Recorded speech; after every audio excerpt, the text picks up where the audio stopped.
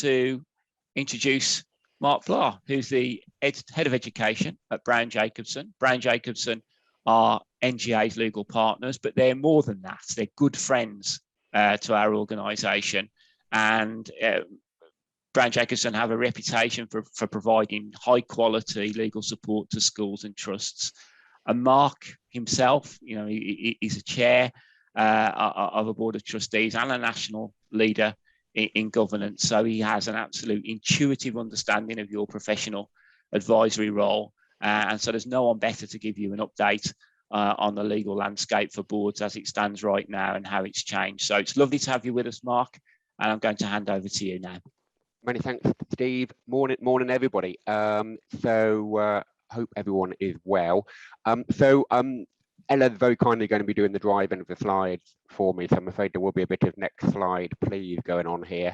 But I think we're all pretty familiar with that after the last couple of years, aren't we? So there's a lot to get through, and what I've decided to do is make my materials reasonably comprehensive, because I appreciate that it can be useful to take away a resource to use as a little bit of an aid memoir. So I'm not proposing to and I'm sure you'll be relieved to hear this, I'm not proposing to read out line by line everything that's on the slide.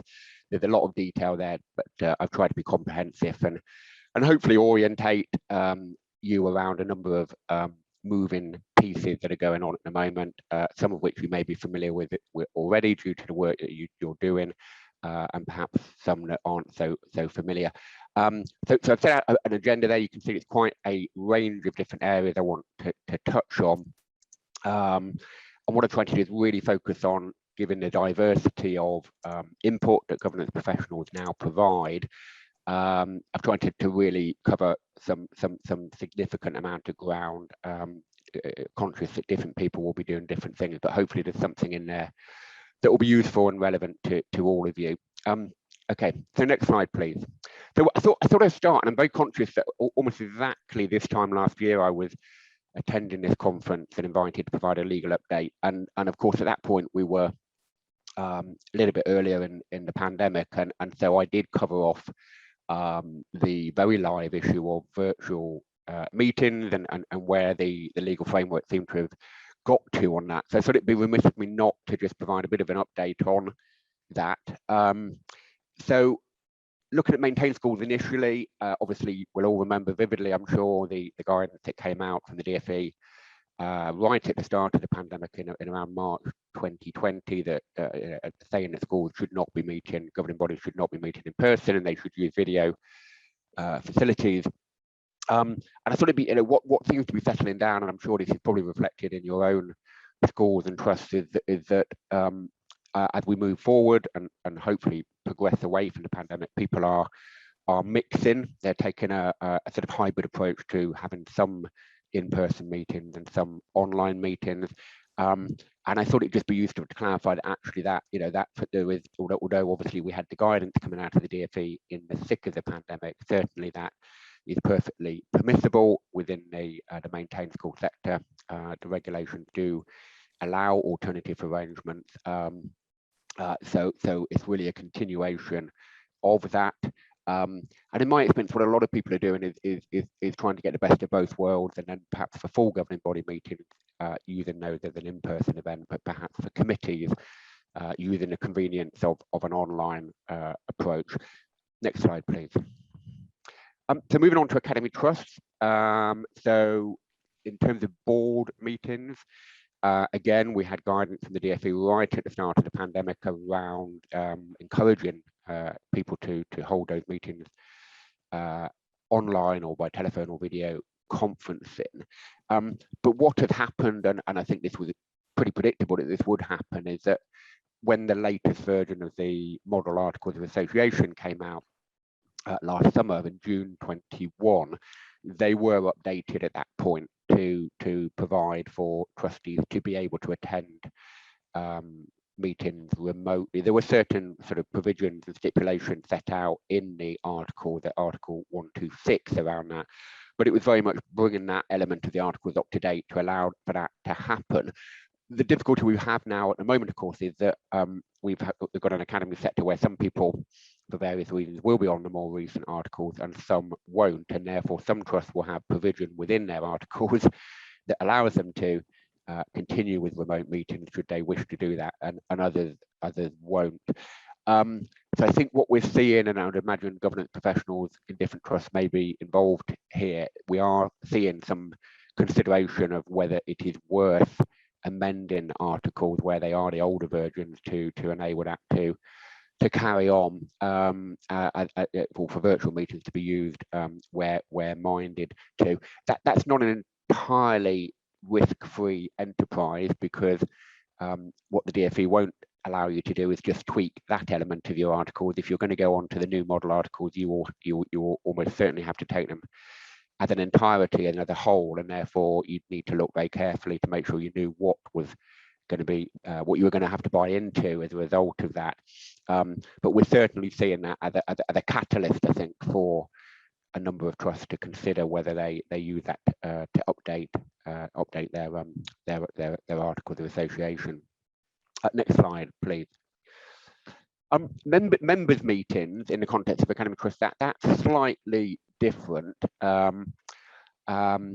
It always has been, because it's more directly governed by the position that exists in the corporate world, and so there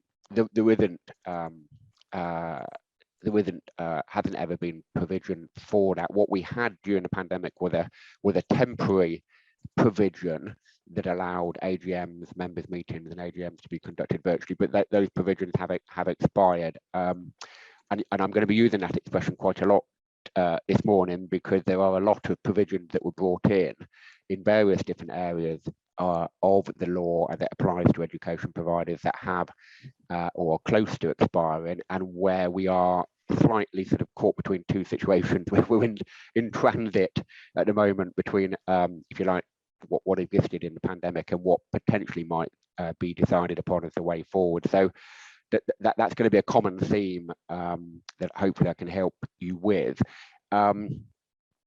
Again, what we have is a situation, if you are on the model articles that came out in June, they have been sort of updated to move with the times, and they do expressly permit AGMs to be held virtually, but otherwise the sort of standard position that is accepted to exist in relation to companies, which does not seem to suggest, there's a little bit of controversy and ambivalence here, ambiguity here, but does not seem to suggest that you can have wholesale virtual meetings for members meetings and AGM. That remains the case. So again, and next slide, please. We are seeing, so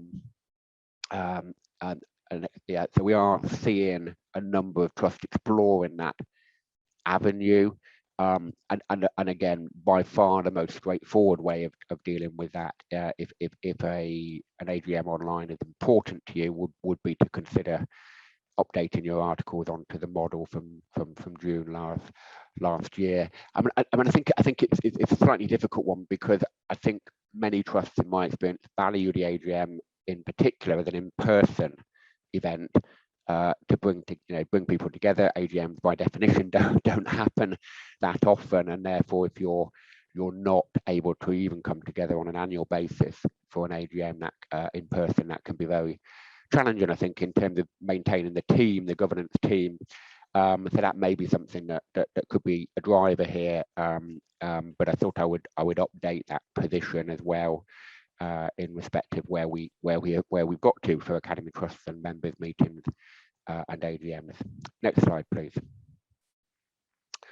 So we're going to move on now to the next topic. That's admissions appeals. So this is another example of where we had a new sort of development, a new position that was adopted in response to the challenges of the pandemic, and where we are, as I said earlier, in transit really at the moment between two regimes.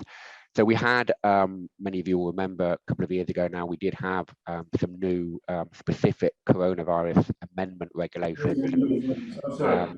Just to say, it's how nice it is to see Mr. Tool and Dee Dee and Ada. I'm not sure whether that was intended for me. I couldn't catch what was being said there. Sorry. and we had some accompanying guidance that came out. What has happened is that they almost inevitably, as the pandemic has gone on, those original provisions were extended. So they were due originally to expire at the end of January 21. They were then, the life of those regulations was extended until September 21. And then they've been extended again through to September of this year, September 22. So we are in a position still now at the moment where we have the benefit of these sort of provisional coronavirus amendment regulations. I thought it'd be useful just to unpick that a little bit in terms of where that means we are, but also what might happen come September and the beginning of the next academic year. So next slide, please. So what the amendment regulations did, and many of you here today will, if you do get involved in supporting your schools and trusts with admissions appeals, will be familiar with this because you may have run this as a cycle already. But there were various adjustments made to essentially to try and take into account the much more complicated scenarios that were going to exist, and timelines and pressures on those timelines that were going to exist as a result of the pandemic. And I've just put on this slide, there were quite a lot of adjustments made by the coronavirus regulations. And as I say, though, because of the ongoing extension of this regime, we still have these. There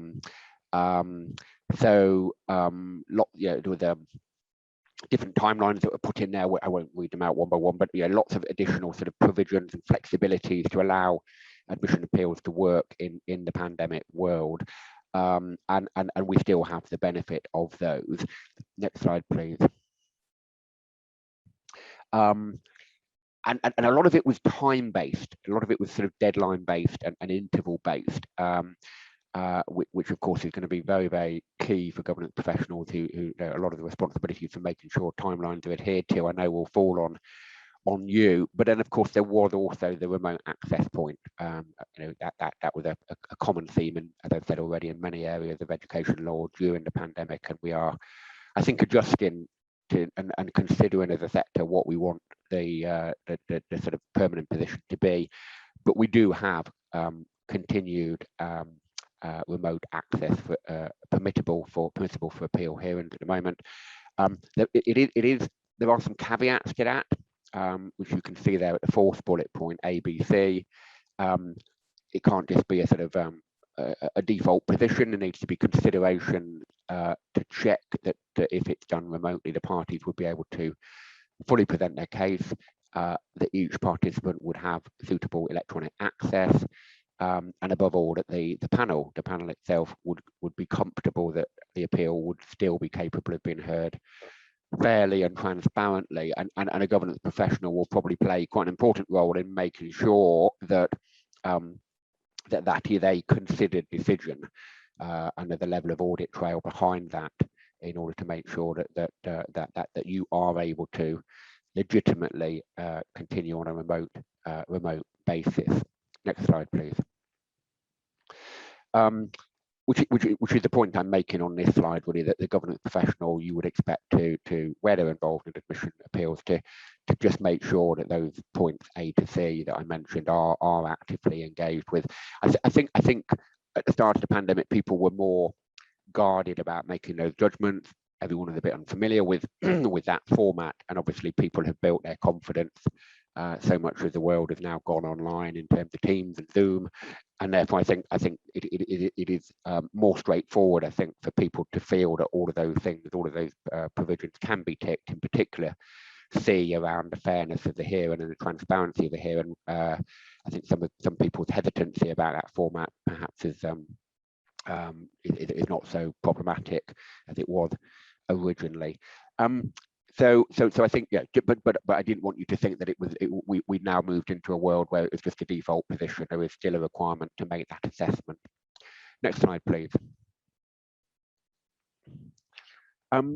So in terms of the transit point that I mentioned earlier, we do have a consultation. There are, after a period of some impasse at the DfE. They have gone, as I'm sure you've picked up, into sort of consultation crazy world. There are an extraordinary number of consultations that have come out recently. If you're the sort of person who likes reading them and responding to them, you'll have had a very busy period in your life lately.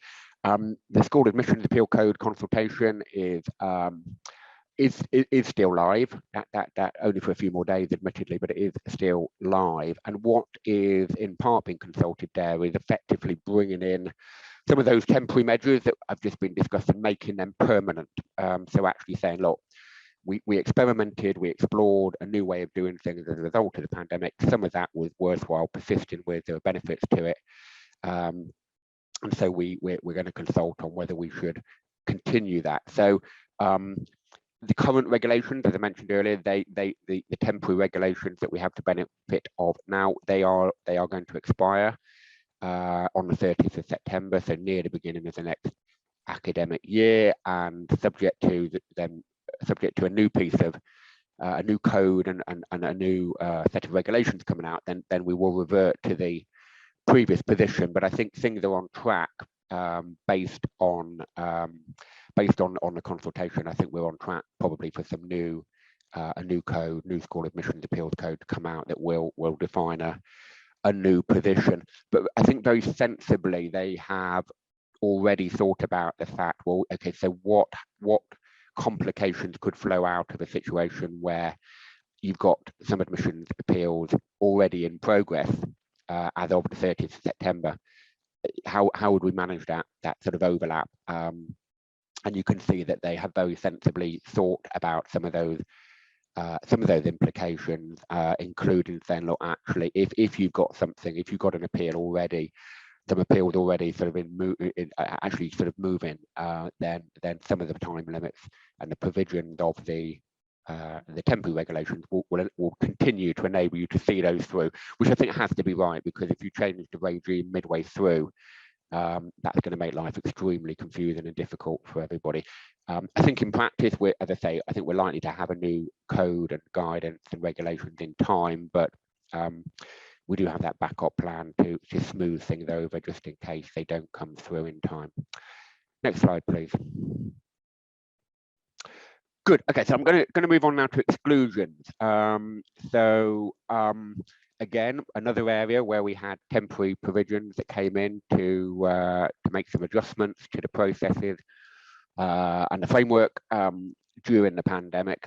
But in contrast to the admissions scenario, and this is where it can get a little bit confusing, they haven't extended in quite the same way. So the most of the provisions temporary provisions in relation to exclusions actually ended in September 21.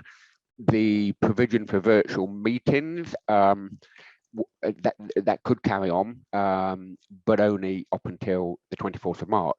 So that has now ended as well. Now, a very live point, and I say live in the sense that I've had a lot of queries even in the last 4 days from clients around this is well, what happens now?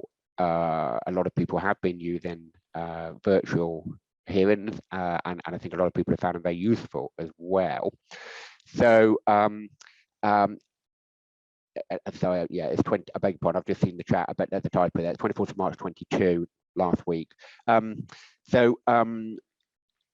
What if we move on to the next slide? What we will see is that there is a consultation that ends today, coincidentally, on new DfE statutory guidance and regulations around exclusions. Now, this has been a long time in the making. Some of you will remember that I think it was 2019. We had the Timpson review, the Timpson report, which made a number of recommendations around exclusions and promised new guidance. A small matter of a pandemic came along at that point and therefore delayed matters quite significantly. But they have now, as I say, in the rush of new consultations, they've now issued this consultation. There's a number of very interesting elements to that consultation. It doesn't fundamentally change the overarching framework.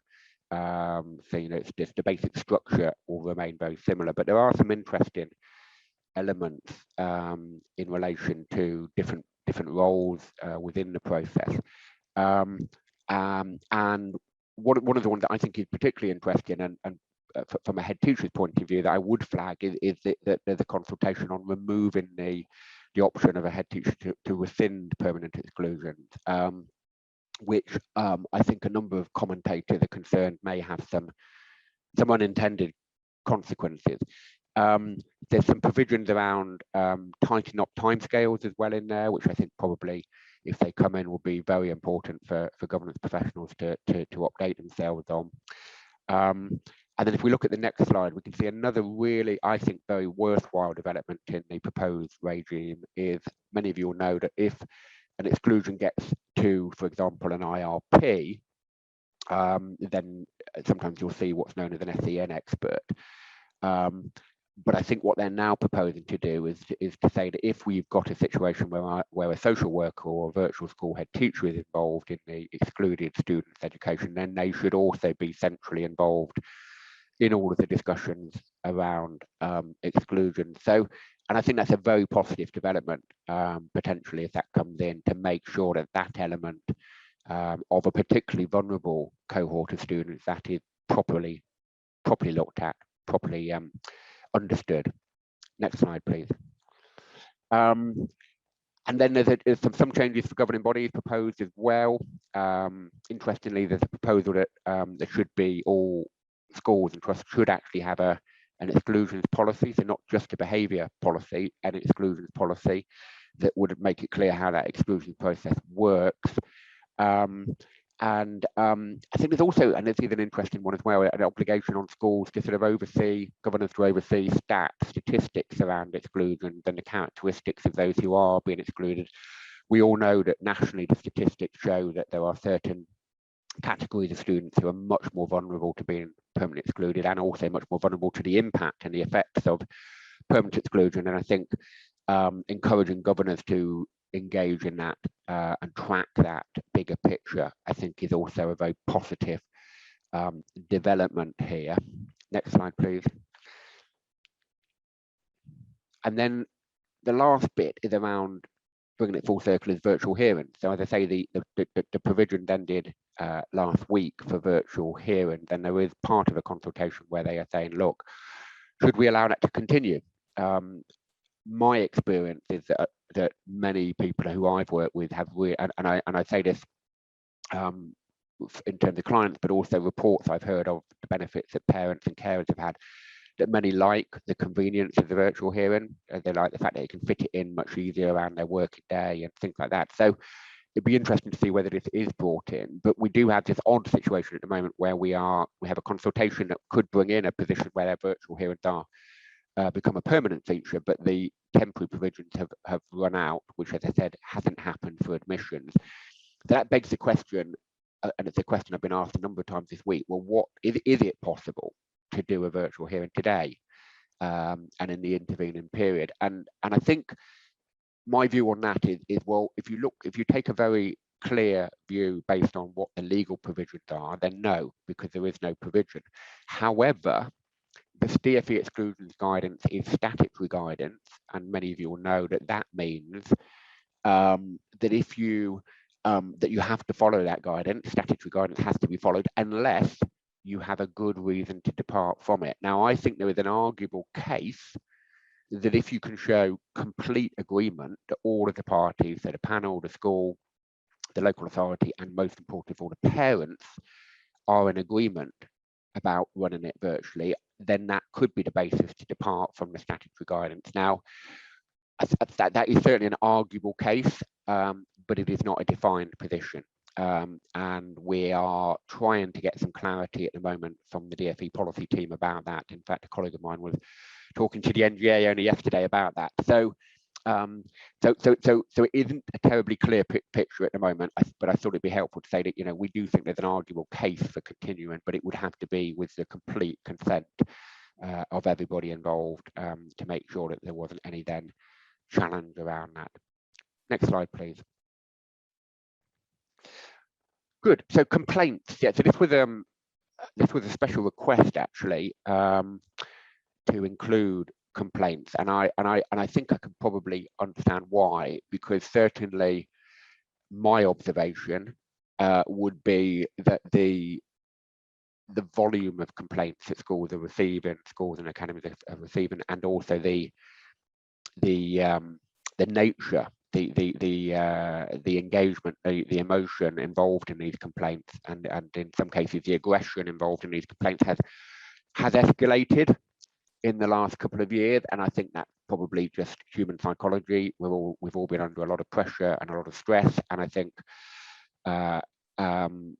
some of that gets transferred and illegitimately, but nonetheless gets transferred onto education professionals and schools. And I think I have seen more examples in the last couple of years of very protracted and arguably very disproportionate complaints in terms of the amount of time the schools have to invest than I have in the previous part of my career. So just a quick reminder of how the current situation lies. So we currently do have effectively two different regimes. So we have a regime around complaints for the maintained sector and a separate regime for complaints around academies. Separate guidance, so the maintained school best practice guidance exists for school complaint procedures, and there are model policies. And then the ESFA has since last year published best practice guidance for academy complaints procedure as well, along with some model policies. Next slide, please. So the maintained sector is governed by a very old piece of legislation, the Education Act 2022, which basically prescribes the various elements, policy requirements that must exist for, I think we've gone backwards a slide.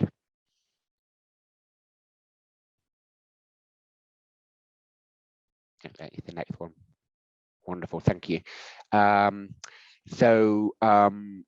yeah, very long-standing piece of legislation, but we do have the best practice guidance that was updated in January last year that is worth making sure you've got the most recent copy of.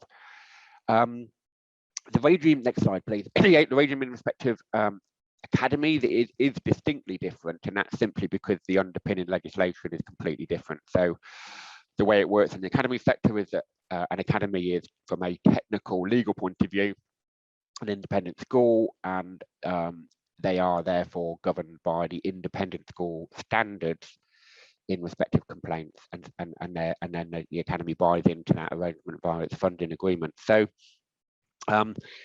number of elements to that that I've set out on that slide, and one of the things that certainly I think is taking a lot of time around complaints in the context of academies is the requirement for a final stage panel hearing, and essentially a complaint would be escalated through the stages. You would normally have 3. It doesn't have to be 3. Some have 4, some have 5, depending on how they choose to approach it. But the final, the key point is there has to be a final stage that is a panel hearing, and I think we are seeing more complaints go the whole way to a panel hearing than previously, which is, I think, is a reflection of people's determination to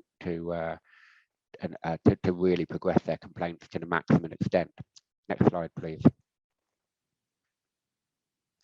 When it gets to a panel, it needs to be at least 3 people.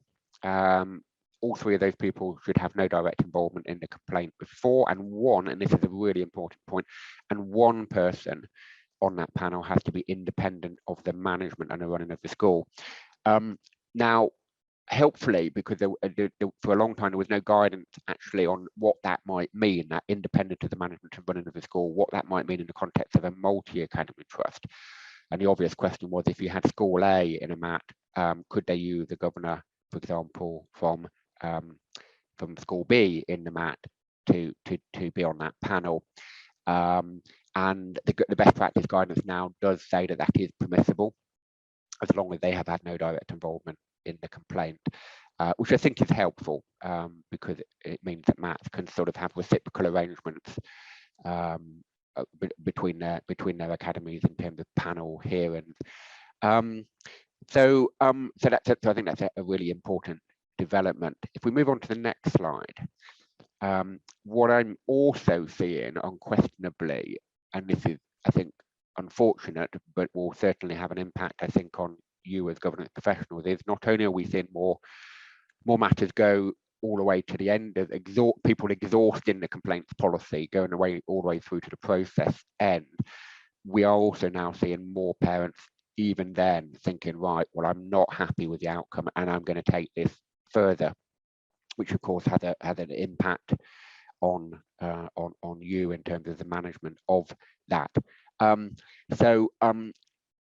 Currently we have a slightly odd situation where if it's a maintained school, a complaint in a maintained school and the process is exhausted, then the DfE has some limited remit to intervene. So the parent would then go to the DfE. But in the academy sector, it goes off to the ESFA. So and interestingly, many of you may have seen recently the Bell report, a very critical report or about the ESFA, and there were a number of recommendations that were made in the Bell report, but one of them is that that the DfE should take direct control of all complaints within the school sector, so in the maintained sectors and the academy sector, and that recommendation has been accepted. Now, when that will come into force, I don't know, but I think it will mean that we will go into a regime in due course where that next step, someone's exhausted the school level complaints process, they're still not happy, they're still not satisfied. The policy says you can go to the DfE or you can go to the ESFA. It will be the DfE going forward even for academies, and it will be interesting to see whether there is then any sort of reconfiguration of the criteria on which the DfE can intervene, because if you can compare this slide, which sets out where the DfE can get involved, with the next slide, please, around where the ESFA can get involved, they're not the same, and so there will have to be a consideration as to the basis on which the DfE will get involved in a complaint. And I think it will be very limited circumstances. I think the most likely approach will be that they would look to see whether the school/academy has complied with its own policy, whether it's complied with its own complaint procedure. That seems to me the most likely way. But I think the challenge for governance professionals will be that I think we will continue to see a lot of parents take this further stage, and then you'll be receiving letters from the DfE asking for an account of all of the things that you've done or alleged not to have done by the parents. So it just adds to the burden, I'm afraid, around complaints, which is very, very challenging when you're busy with lots of other obligations as well. Next slide, please. Safeguarding. So just a brief word on safeguarding. There is another or was another consultation that came out recently, revised, updated Keeping Children Safe in Education guidance. That consultation ended on the 11th of March with a view to agreed changes being implemented from September 22. That's pretty standard for the Keeping Children Safe guidance. That tends to be updated very regularly and come into force at the beginning of each academic year. There was a number of proposals in there, but the one I wanted to draw out particularly for your benefit as governance professionals is the provision that governors and trustees should receive appropriate safeguarding training at the point of induction, and then regular updated training in respect of safeguarding. And I think there's a couple of questions that for me flow out from this that it might be worth you beginning to think about, even though it's not obviously going to come in until September 22. I think one is, well, what does appropriate training at induction look like? I don't think it's the same as for staff. In fact, I'd argue strongly it's definitely not the same as staff, because as we all know, governance is a strategic role. And I think an area where there's a lot of interesting thought going on at the moment is trying to define and understand better what the role of a governor stroke trustee is in overseeing, strategically overseeing and holding to account performance in relation to safeguarding, but that is distinctly different from the much more operational level issues that of course staff would need to be familiar with and trained on. So I think that's going to be very interesting. I think it's a positive development, but I think it'd be very interesting to see actually how they scope that training for governors and trustees for safeguarding that induction. And then the question is the training being regularly updated. That has to be right, of course, because this is an area where there are lots of developments on a regular basis. Changes do come in, and they come in quite quickly.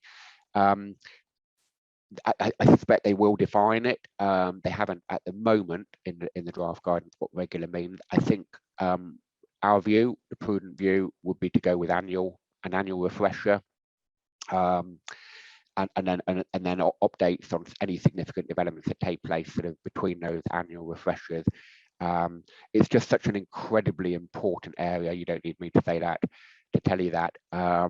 I think a decision to perhaps have a bigger interval could potentially be difficult against the background of this very clear instruction. So I think I know a lot of government professionals do get involved in helping organise training and CPD for their governors and trustees. So this would probably, given September isn't that far away, I think it's just something to begin to build into your pipeline. That this is the induction element, and then the ongoing regular training, I think, is going to be something to be very aware of. Next slide, please.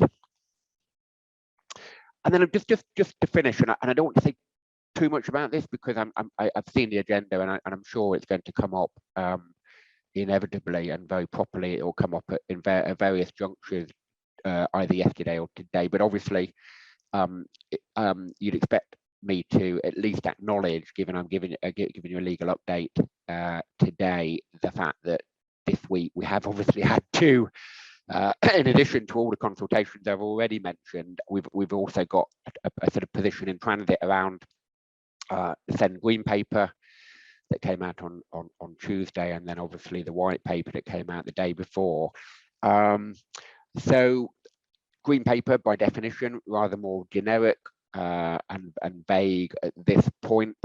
We know, we've waited as a sector, we've waited for this Green Paper for quite a long time. It's been delayed significantly, and I think we're all still trying to get to grips with it a little bit and what the vision is. I think early thoughts on it are that there's a lot of a very important opportunity to get involved in feeding into the discussion that's going to take place over the next few months around the Green Paper.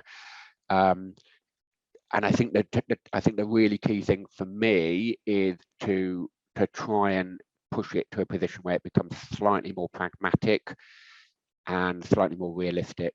It is a very generic document, it's a very aspirational document, entirely proper that it should be, given how important SEND is, but it seems to me it is at risk of increasing the sense of an awareness of the legal rights of parents and carers, which are fundamentally important. Of course they are, but without sufficient recognition that an SEND system that works has at least two other key stakeholders, being the education providers, schools and academies, and local authorities as well.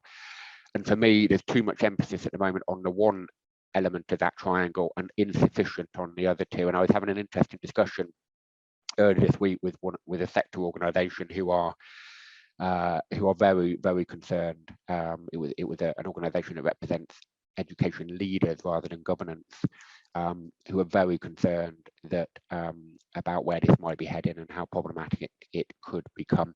So I can't be any more precise about the impact on governance professionals than that, although I would say, and this dovetails with what I said earlier about complaints, SEN focused complaints, I think is a reasonable bet you'll see more of those going forward, and that you will probably appreciate those are by their nature, they can be quite technical complaints as well, in the area around legal obligations for SEN and disability, and of course SEN funding are all very intricate and very complicated.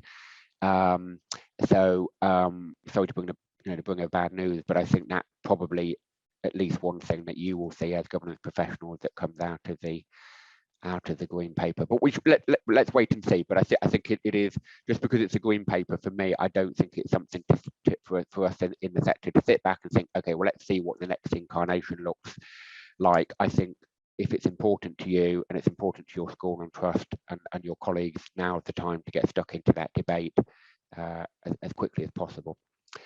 And then next slide, very quickly, because I'm conscious I'm down to my last 3 minutes.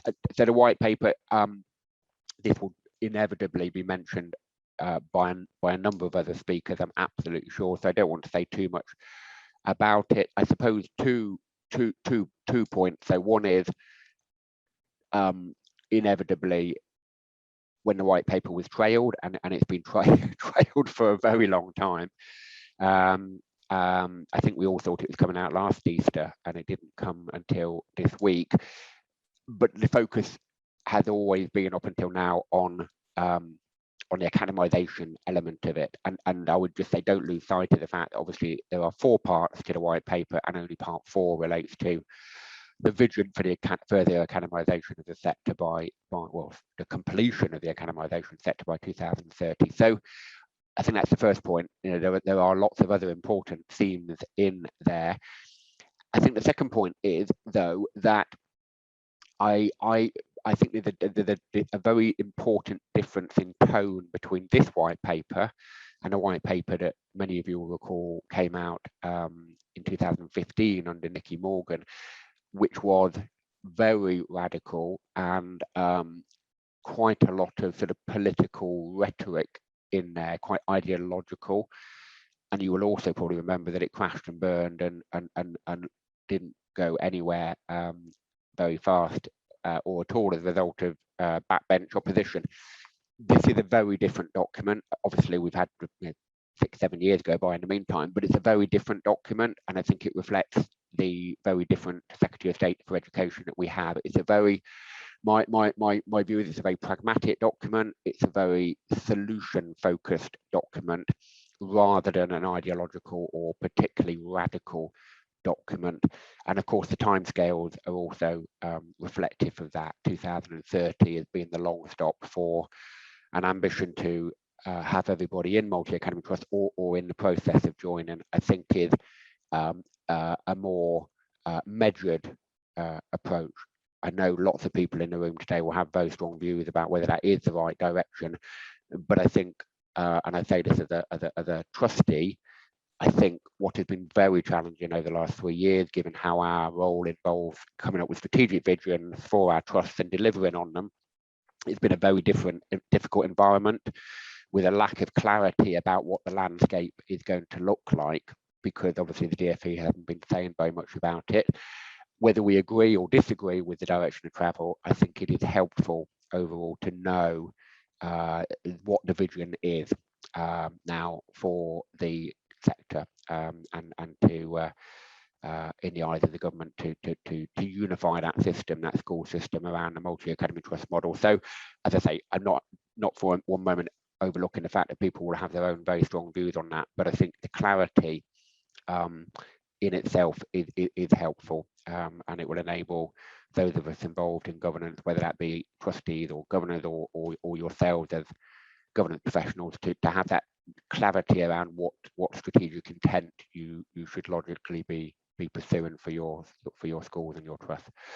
So I'll stop there, and because I'm bang on time, 10:50, and I haven't been able to see I can see there's 99 items in my chat now, which I haven't been able to deal with as I go along, or we'll still be here tomorrow. But I'll hand back to you, Steve, and leave you to decide what you do next as chair. well, thank you very much indeed, Mark. I think well, not only was that incredibly useful and very comprehensive, I think a measure of the effectiveness and the value of your of your briefing there was that you did manage to cover almost all of the issues that have been raised in the chat and questions have been asked. Good. You're absolutely right. You're not going to be able to cover everything and answer every specific question. And I'm not sure we've got a great deal of time to revisit specific questions right now. One or two have come up, and I'm just flipping to another chat now, because behind the scenes, what you don't see, delegates, is that we talk to ourselves and just try and keep the try and keep track of what's happening.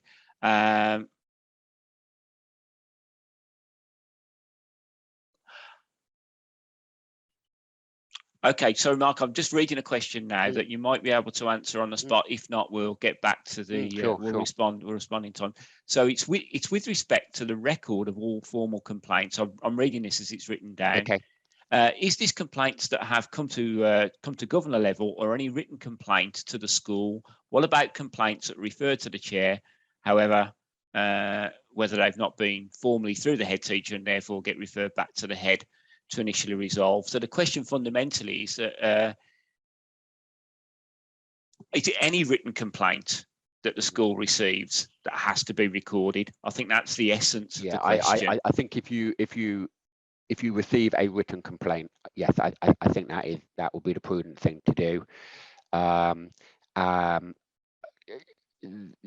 Statistically, yeah. So I'm sort of looking at the flip side. If you had a written complaint but you didn't keep a record of the fact that you had that complaint, I don't think that would be a sensible thing to do. It could potentially cause problems further down the line. I think though it's an interesting point though, because there is a lot of, and this may well be why there was a request that we covered this, there is a lot of industry now, I think, behind the management of complaints, and I know a lot of that will fall on governance professionals, and trying to come up with efficient and effective ways of managing that workload is I think is becoming increasingly important. I mean, one thought that has been going around my head, and it may be sort of that this underpins that particular question, is that one of the challenges, I think, and I should stress this isn't me speaking as a lawyer, this is a personal view as someone committed to the education sector.